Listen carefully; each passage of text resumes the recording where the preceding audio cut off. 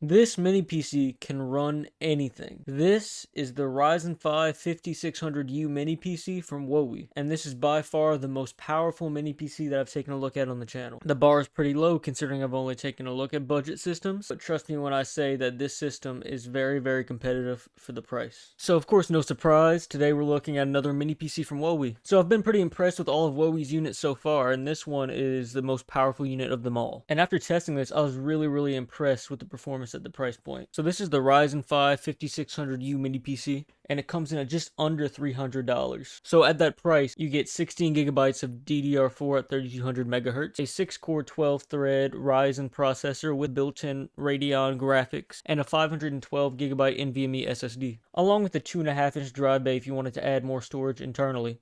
So yeah, let's just stop for a second. Huge thank you to wowe for sending out this review unit. As always, all my thoughts and opinions are my own, but they provided the unit that made this video possible, so huge thank you to them. Anyways, starting off, there's not a lot of stuff that comes in the box. Of course, you have the mini PC, but you also have the AC adapter, and the AC adapter on this one is much larger than the AC adapter of the previous wowe mini PCs, because this one has a much more powerful processor. And then also in the box, you get a VESA mount if you want to put the mini PC up on the back of your monitor, but I don't have a monitor that's supports that, so I'm just gonna leave it in the box. So first impressions going around the unit here, the build quality is much better than the previous units that I've taken a look at. So the previous units were about $100. One of them was like 90, one of them was like a 110 or something. They were both around the $100 range. The chassis of those were entirely plastic. So the Ryzen 5 5600U unit here, while there's plastic on the bottom as well as the top of the unit, it's a nice band of aluminum going around the middle. This finish is really similar to like a MacBook or like any sort of aluminum laptop. It's a really nice premium material, and overall the unit feels a lot more solid than the previous units.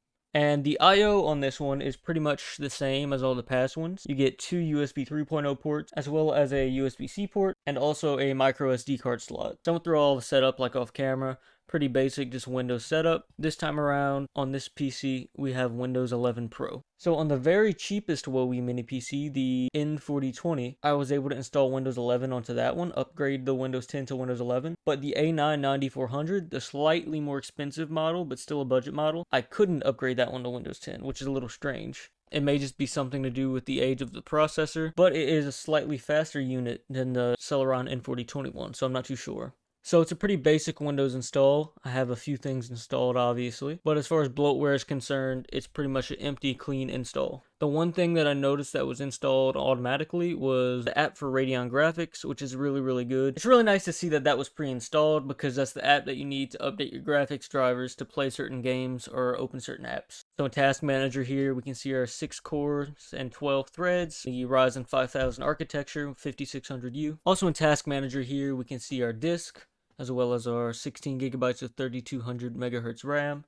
and of course our Radeon graphics. Now a really good sign right off the bat compared to the other wowe mini PCs is that those ones were bogged down at almost 100% CPU utilization off the first boot if you'd open Task Manager. This one stays within reason, around 10% or under if you're not opening anything, if you're just idling, which is pretty good. That's just because it's a much faster processor with more cores and threads to work with. Alright, so the other wowe mini PCs, they were kind of lacking on CPU power, and the very first one, the N4021, was pretty lacking on RAM as well. So this mini PC seems up to the challenge of multitasking. So what I'm going to do is duplicate a YouTube tab until the system bogs down, and we're going to see how many tabs we have. Alright, yeah, so that took a little while, but this mini PC is really a trooper as far as multitasking is concerned. It can handle HD video playback no issue, as you can see here. We're not really dropping any frames or anything, and the picture quality looks good, and we can do 1080-60. So now let's open Steam. Have it in big picture mode here, so it pretty much operates pretty similarly to Steam Deck. Steam Deck I believe might be a little more powerful, but this is definitely in the ballpark of Steam. I'm testing out as Forza Horizon 5. We're at 1080p, high preset, with FSR 2.1 enabled on. So this means that we're technically not running at true 1080p, but that's just one of the drawbacks you have to make with a system like this, unless you want to have the graphics settings all the way set to low, which you can do, but I prefer to have them cranked up a little bit more. So yeah, very impressed with how Forza Horizon 5 is able to run on this little mini PC. This honestly gives the day one Xbox One a run for its money at the cost, as well as the performance with some games, such as Forza here.